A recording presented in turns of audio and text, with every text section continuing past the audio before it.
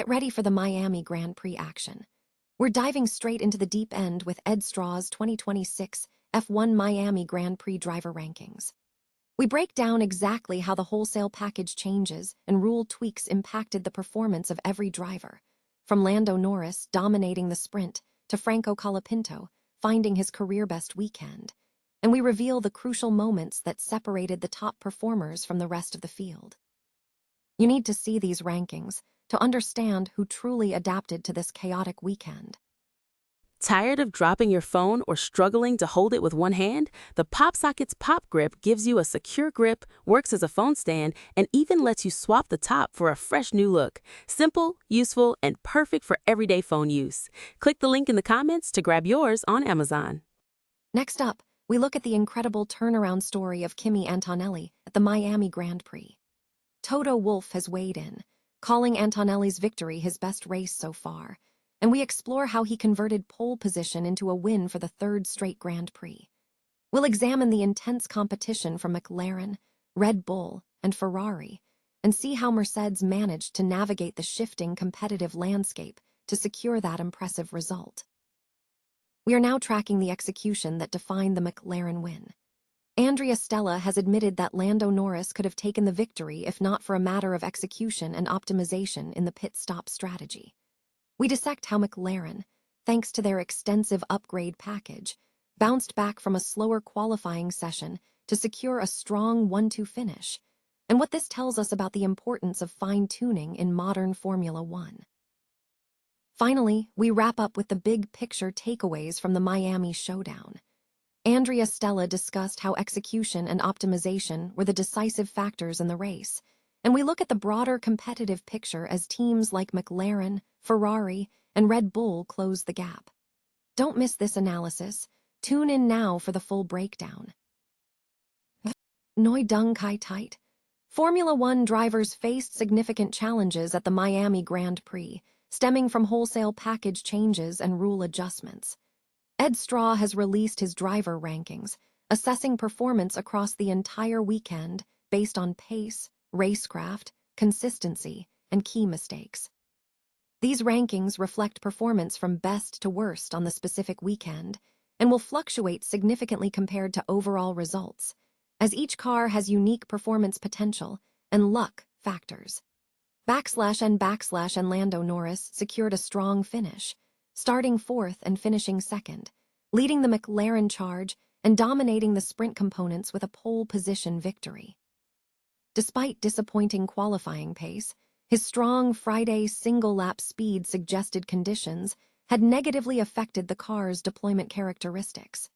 And Franco Colapinto delivered what was arguably his strongest all-round performance to date, starting 8th and finishing 7th.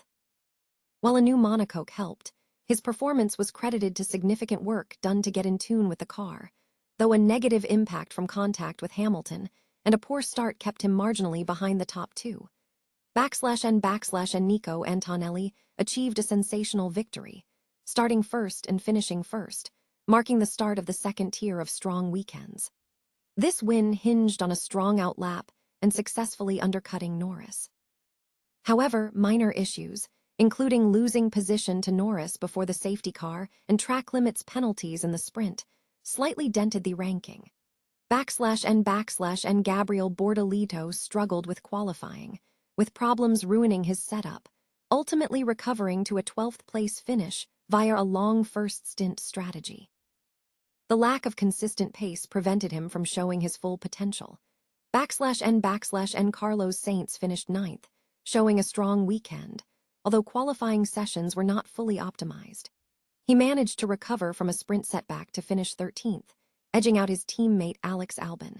And Fernando Alonso performed respectably, having seen improvements with the Aston Martin Honda steering, though gearbox difficulties limited his potential. He finished 15th, managing a solid race despite compromised strategy. And Oscar Piastri showed dogged determination, finishing 3rd despite lacking the final edge in pace. His performance was characterized by a late charge in the Grand Prix to climb from 5th to 3rd. /N Valtteri Bottas managed to outpace his Cadillac teammate in sprint qualifying, though his Grand Prix result was hampered by strategic errors, placing him 18th. /N George Russell was labeled underwhelming for the machinery, finishing 5th.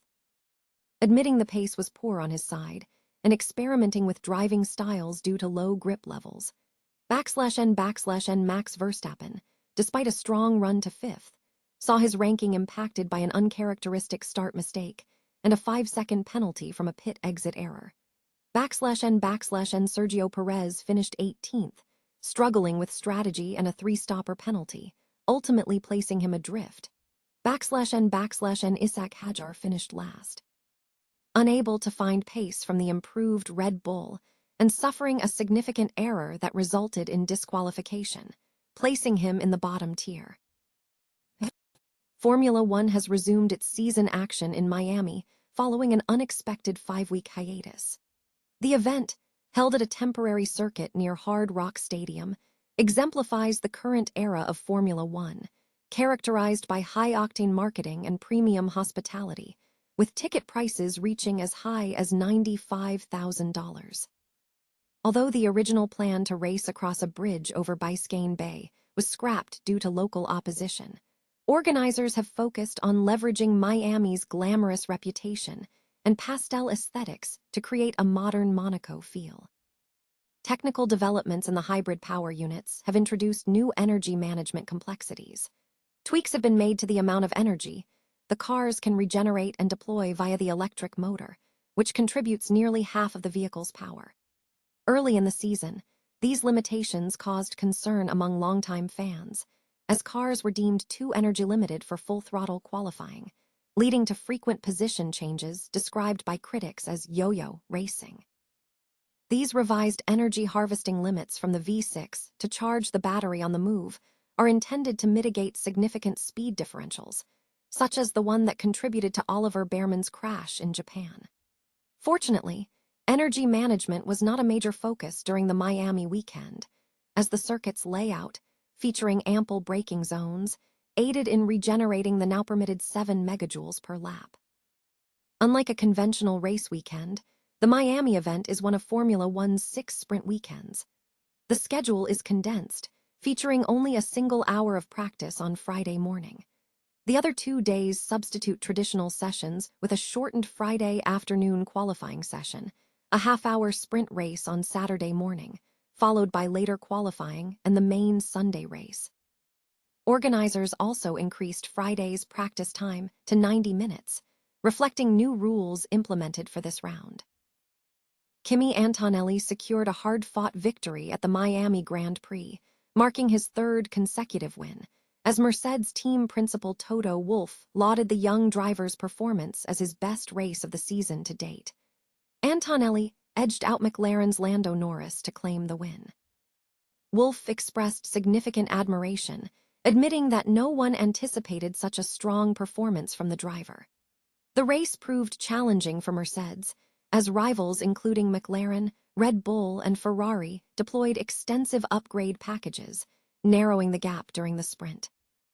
In the sprint format, Antonelli and George Russell finished outside the podium positions for the first time this year, while McLaren secured a 1-2 finish with Lando Norris and Oscar Piastri, prompting a reevaluation of Mercedes' weekend strategy. Antonelli demonstrated remarkable composure in qualifying, charging to secure his 3rd pole position ahead of Max Verstappen and Charles Leclerc before overcoming early issues, including concerns about downshifting, to claim the victory. Wolff commented on the driving style, stating, "It's easier to slow someone, climb someone down that is wild, because you won't be able to accelerate a donkey. For me, that was his best race so far. It reminds me of his karting days in Formula 4. Despite the win, the team acknowledged ongoing issues. Slow starts have been a recurring problem for the Italian driver this season, with teams like Ferrari capitalizing on these moments. However, Wolff attributed some of the issues to team execution, noting, "I think today and yesterday were team mistakes. We all know it's just not good enough.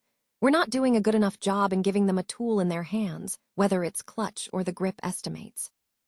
while Norris pressured Antonelli in the latter stages of the race, reducing his advantage to just a second. Antonelli managed to hold his position, crossing the line 3.264 seconds behind the Mercedes. This victory marks Antonelli's third win of the season. Wolff emphasized the need for careful management, stating, "That is the risk that he's being carried away too quickly. We know that the parents are going to keep him grounded." Wolff concluded by highlighting the team's growing confidence. "I think it's astounding, these few races. In a way, it's what we've predicted as a team, that you would have ups and downs last season, moments of brilliance, moments where you want to tear your hair out. This year, it's coming together. I don't think that any of us would have expected this kind of run. We've given him a car that is very good and an engine that is right, but how he's been able to monetize on that every single weekend is special." McLaren achieved a performance improvement at the Miami Grand Prix, with both Lando Norris and Oscar Piastri securing podium finishes in the sprint and the main event. Team principal Andrea Stella attributed the potential for Lando Norris to have won the Grand Prix to issues concerning execution and optimization in the team's pit stop strategy. Following a 5-week break, McLaren introduced an extensive upgrade package, signaling a positive shift in the team's performance trajectory. The team started strongly, with Norris taking pole position for the sprint and securing his first victory of the 2026 season, while Piastri finished second, resulting in a 1-2 finish.